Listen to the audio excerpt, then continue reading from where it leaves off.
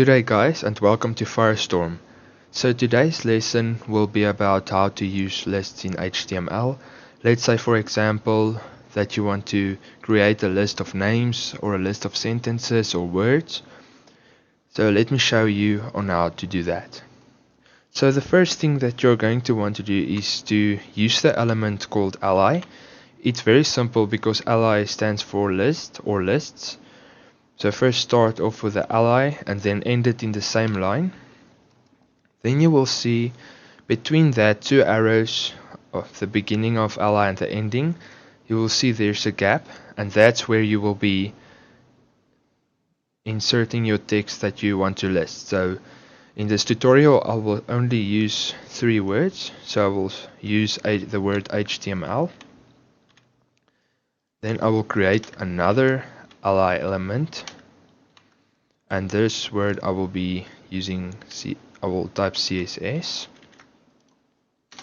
Then the third one I will use JavaScript, JS for JavaScript.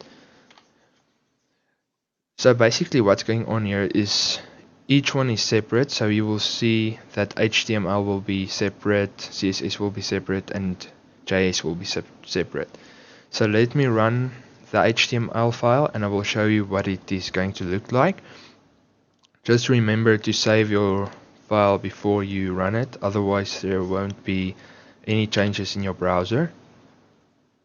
So there you will see that there's HTML, CSS and JS, and you will also notice that it has bullet points. It is bullet pointed for lists.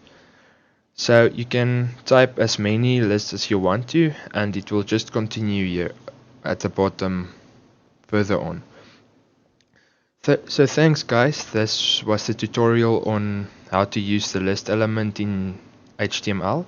Please don't forget to go and subscribe to our YouTube channel for more tutorials on how to code with HTML.